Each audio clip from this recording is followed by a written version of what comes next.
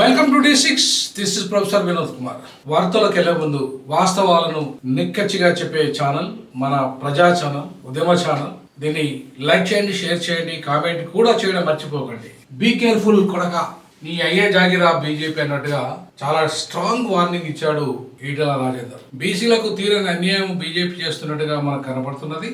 ఒకవైపు మొత్తం సిద్ధాంతాన్ని, బీజేపీ సిద్ధాంతాన్ని వంట పట్టుకొని మొత్తం టోటల్ తన జీవితకాలాన్ని ఇప్పటిదాకా త్యాగం చేసి ఆర్ఎస్ఎస్ సిద్ధాంతాన్ని అడుగడుగున అమలు చేసిన రాజా సింగ్ బీసీ, పాపం ఒక Lodhi community, most backward community. ఇవాళ ఆ కమ్యూనిటీ ఆయన ఒక్కడిగా కూడా గెలిచాడు, ఎప్పుడు కూడా ఓడిపోలేదు బీజేపీ తరఫున. సరే, ఆయన నార్త్ ఇండియా మూలాలు ఉన్నాయి కాబట్టి, బీజేపీ నార్త్ ఇండియా పార్టీ కాబట్టి, సో నార్త్ ఇండియా వాళ్ళు ఎక్కువగా ఉన్న ప్రాంతం కాబట్టి గోషామహల్, ముఖ్యంగా మార్వాడీలు, గుజరాతీలు కూడా ఎక్కువ మంది ఉన్నారు కాబట్టి, రాజస్థానీలు, గుజరాతీలు వాళ్ళంతా ఉన్నారు కాబట్టి, లోధీ కమ్యూనిటీ కూడా ఇక్కడ కమ్యూనిటీ కాదు కాబట్టి, అది కూడా ఉత్తరాది కమ్యూనిటీ కాబట్టి, ఆ కమ్యూనిటీ ఎక్కువగా మైగ్రేట్ అయ్యి వచ్చింది కాబట్టి ఆ ఓట్ బ్యాంక్ అంతా కూడా లోకల్ కంటే ఎక్కువ నాన్ లోకలే వాళ్ళు ఉన్నారు కాబట్టి రాజా సింగ్ అక్కడ గెలిచాడు. బట్ సిద్ధాంతాన్ని మాత్రం ఒక బీసీగా మోస్ట్ బ్యాక్వర్డ్ కులానికి సంబంధించిన వాడు. సో పట్టుకొని, అంటే ఆ సిద్ధాంతాన్ని పట్టుకొని విడవకుండా బీజేపీ సిద్ధాంతాన్ని, ఆర్ఎస్ఎస్ సిద్ధాంతాన్ని, మనవాద సిద్ధాంతానికి పునికి పుచ్చుకొని నిరంతరం దాన్నే పట్టుకొని ఉన్న వ్యక్తిని కూడా పార్టీలకు వెళ్ళి ఒక రకంగా వాళ్ళు తీసేసినట్టే లెక్క. తాను రాజీనామా చేసినప్పటికీ కూడా ఆయన కావాలని పొమ్మన లేక పొగబెట్టారు. ఆయన కిషన్ రెడ్డి ఒకవైపు, కాపు సామాజిక వర్గం నుండి బండి సంజయ్ ఒకవైపు, అంటే సగం రెడ్డి అన్నట్టు. ఆయన రెడ్డి సగం రెడ్డి, కాపు మొదలితే రెడ్డి అవుతాడు. సో కాబట్టి ఒకవైపు ఆ కాపు, ఇంకొక వైపు ఇంకో కాపు, ఆ లక్ష్మణ్ అనే కాపు. సో ఈ ఇద్దరు రెడ్లు, సగం రెడ్లు, ఒక పూర్తి రెడ్డి. సో కాబట్టి ఈ రెడ్లు కాపులు కలిపి, అంటే ఒక రకంగా వీళ్ళంతా పటేల్ గ్రూప్ అన్నట్టు. ఈ పటేల్ గ్రూప్ అంతా కూడా అక్కడ బీసీలను అణిచివేసిన చరిత్ర బీజేపీలో ఉంది. ఎందుకంటే మళ్ళీ పటేల్కే బీసీ ముఖ్యమంత్రి అని చెప్పిన బీజేపీ మళ్ళీ ఎవరికి ఇచ్చింది పదవి? బీజేఎల్పీ లీడర్గా ఒక రెడ్డికి ఇచ్చింది, మహేశ్వర్ రెడ్డికి. అంటే అర్థమైంది, అంటే మా పార్టీ బీసీ ముఖ్యమంత్రి అన్నా కూడా మేము బీసీలకు కనీసం ప్రతిపక్ష పార్టీ నాయకునిగా కూడా ఇవ్వము, రెడ్డికే ఇస్తాము. రెడ్డికే మంత్రి పదవి. గతంలో రెడ్డి మొన్నటిదాకా ఉమ్మడి ఆంధ్రప్రదేశ్, తెలంగాణలో కూడా రెడ్డి అధ్యక్షుడిగా ఉన్నాడు. ప్లస్ క్యాబినెట్ హోదా. ఇవాళ తిరిగి బ్రాహ్మణునికి, అంటే ఇంకో అగ్రకులానికి అధ్యక్ష పదవి ఇచ్చిండ్రు. మళ్ళా ఈ సగం రెడ్లు, ఈ ఇద్దరు రెడ్లు కాస్త పాపం ముదిరాజు సంబంధించిన ఈటెల రాజేందర్ తెలంగాణ ఉద్యమకారుడు, చాలా స్ట్రైట్ ఫార్వర్డ్గా ఉంటాడు. నాకు తెలిసి బీజేపీ పార్టీలో ఆయన పెద్దగా నిలబడుతాడని నేను అనుకోను. సో అట్లాంటి పార్టీ, ఎందుకంటే ఆయన బ్యాక్గ్రౌండ్ అంతా కూడా నక్సల్, అంటే ఈ లెఫ్ట్ బ్యాక్గ్రౌండ్ నుండి వచ్చిన బ్యాక్గ్రౌండ్ ఉంది. అంతేకాకుండా తెలంగాణ ఉద్యమకారుడు, అలాగే మాజీ మంత్రి, అలాగే ప్రస్తుత ఎంపీ, గతంలో ఎమ్మెల్యే, ఇలా జడ్పీ ఇట్లా అనేక పదవులు, అనేక రాజకీయ పదవులు ఆయన అనుభవించి, చాలా సుదీర్ఘ రాజకీయ అనుభవము, సామాజిక న్యాయం మీద అన్ని కులాలను సమీకరించి బడుగు బలహీన వర్గాలకు ఒక మంచి నాయకుడిగా గుర్తింపు పొంది, ఇవాళ దొరతనానికి బలైపోయి, బీఆర్ఎస్లో బలైపోయి దొరతనానికి వ్యతిరేకంగా కొట్లాడి ఇవాళ బీసీల పార్టీ అనుకొని ఇందులోకి వస్తే, బీజేపీలోకి వస్తే బీజేపీ బీసీల పార్టీ కాదు, అది బ్రాహ్మణుల పార్టీ, అది దొరల పార్టీ, పటేళ్ల పార్టీ అని నిరూపించుకొని ఇలా మరొక స్ట్రాంగ్ బీసీ లీడర్ అయిన ముదిరాజ్ కమ్యూనిటీ ఒరిజినల్ బీసీ అయిన ఇలా ఈటెల రాజేందర్ని పొమ్మనలేక పొగబెడుతుంది మళ్ళా బీజేపీ. ఒకవైపు రాజా సింగ్ను పొమ్మనలేక పొగబెట్టేసింది, పాపం ఆయన మోస్ట్ బ్యాక్వర్డ్ కులం. ఇంకొక వైపు బీసీ, వీళ్ళిద్దరూ స్ట్రాంగ్ లీడర్లే. ఈయన కొత్తగా వచ్చిన బీజేపీలకి స్ట్రాంగ్ లీడరే, ఆయన పాతుడైన స్ట్రాంగ్ లీడరే. బట్ ఈ స్ట్రాంగ్ లీడర్లని, కమిట్మెంట్ ఉన్న లీడర్లను కాదని ఈ కాపులంతా తిష్టవేసి, ఇవాళ రేపు కాపు ముఖ్యమంత్రి బీసీలను కాకుండా, బీసీ అంటే కాపు అని చెప్పి కాపులు ముఖ్యమంత్రి కావడానికి ఒక ప్రణాళిక సిద్ధం చేస్తున్నట్టుగా కనబడుతున్నది.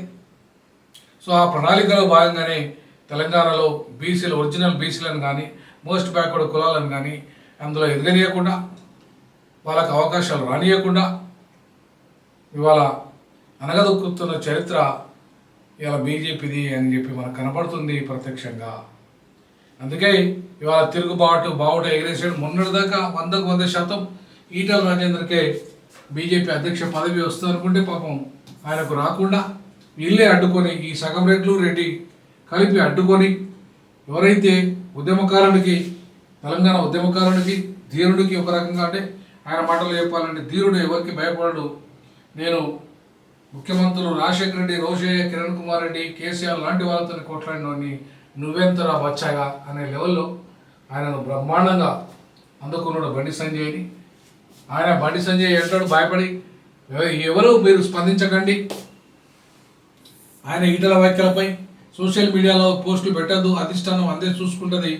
బీజేపీ నేతలకు బండి సంజయ్ ఆయన భయపడా లేకపోతే నిజంగానే చెప్పులు మోసిన చరిత్రదే కాబట్టి బీజేపీలో ఆయనది.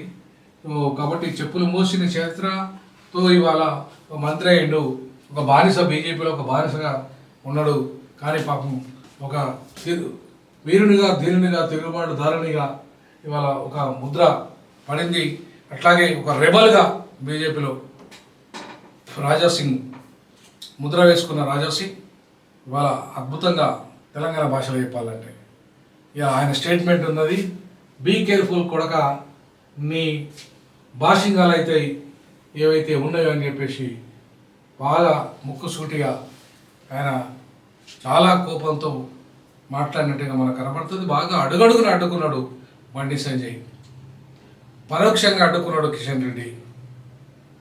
అలాగే కాపులు ఎవరు కూడా అడుగడుగున అడ్డుకొని ఇలా ఒరిజినల్ బీసీలకు బీజేపీలో అవకాశం లేకుండా చేసి దుర్మార్గంగా అణిసివేసిన చరిత్ర బీజేపీ. ఇదే భవిష్యత్తులో బీజేపీని ఎట్లా నమ్ముతారు, బీసీ ముఖ్యమంత్రి అన్నా కూడా నమ్మే పరిస్థితి అయితే లేదు బీజేపీలో.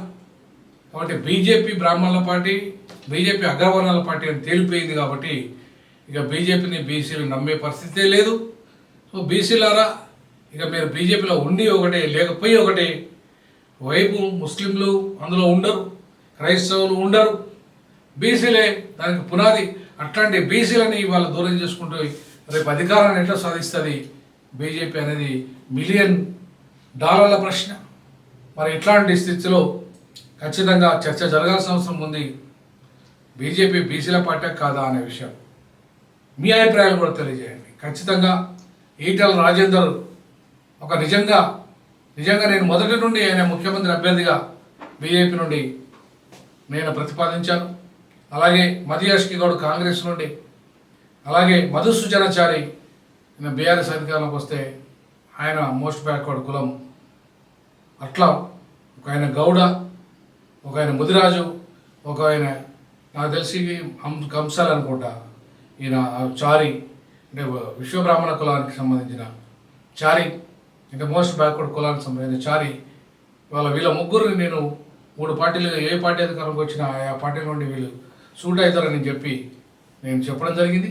ఆ రకంగానే వాళ్ళకి మద్దతు కూడా ఇవ్వడం జరిగింది. సో అది ఓన్లీ నేను ఐడియాలజికల్గా మద్దతు ఇచ్చాను తప్ప నేను ఏ పార్టీ తొత్తు కాదు, ఆ తొత్తును అసలే కాదు. గతంలో నాకు ఈ 3 పార్టీల నుండి ఆఫర్స్ వచ్చిన తిరస్కరించిన వ్యక్తిని. సో కాబట్టి ఇవాళ తెలంగాణలో సామాజిక న్యాయం, ఇవాళ సామాజిక తెలంగాణ, బీసీ ముఖ్యమంత్రి సాధన, ఇలాంటి మౌలికమైన అంశాల చర్చను బాగా తీవ్రంగా లేవనెత్తి నా 12 నెలల సర్వీస్ను బీసీ ముఖ్యమంత్రి కోసం త్యాగం చేసి రాజీనామా చేసిన చరిత్ర నాది. కాబట్టి అట్లాంటి వ్యక్తిగా ఇవాళ బీసీల కోసం బీజేపీ ఏదో జరుగుతుందని చెప్పి, ఏదో చేస్తుందని చెప్పేసి భ్రమలో బీసీలు ఉండే. కాబట్టి ఇవాళ ఈ బీజేపీ బీసీలకు ఏమి చేయదని తెలిపింది. కాబట్టి మీరు కూడా మీ యొక్క కామెంట్స్ని తెలియజేయండి. అసలు బీజేపీ బీసీల పాట, బీసీ వ్యతిరేక పాట. జై భీమ్, జై పులే, జై పెరియార్, జై సామాజిక తెలంగాణ, జై జై సామాజిక తెలంగాణ.